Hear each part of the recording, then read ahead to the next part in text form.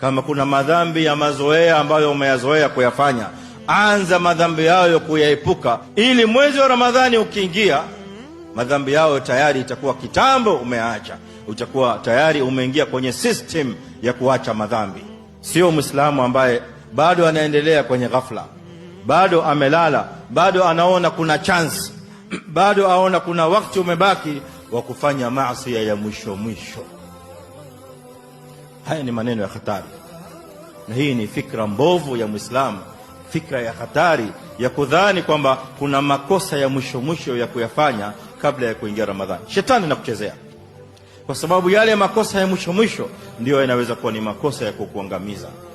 Yale makosa ya mwisho mwisho ndio makosa ambayo Shetani anakupeleka nayo ili akushindikize mpaka Ramadhani.